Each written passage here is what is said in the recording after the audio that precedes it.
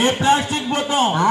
విజయవాడలో గుంటూరులో అన్ని ఇళ్ళు ఉంటాయి. అవును. మా ఇంట్లోకి ఎందుకు వచ్చావు నువ్వు? వాళ్ళెవరూ నన్ను పిలవలేదు.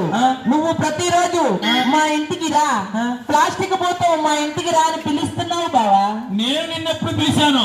ఉదయాన 2 ఇడ్లీ కొంటే ఒక కవరు, ఒక కోడిగుడ్డు కొంటే ఒక కవరు, కేజీ బియ్యం అంటే ఒక కవరు, సాంబార్ ప్లేట్ కొంటే కవరు, ఇలాగా 10 నుండి 15 కవర్లు వాడి మా ఇంట్లోకి రమ్మని నన్ను ఆహ్వానిస్తున్నావు.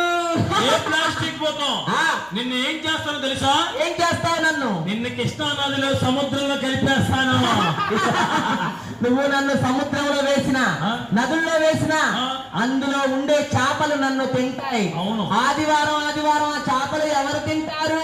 ఆదివారం మేమే తింటాం. ఈ చేపల ద్వారా మీలోకి వెళ్ళి మీకు క్యాన్సర్ వ్యాధులు వచ్చేలా చేస్తాను.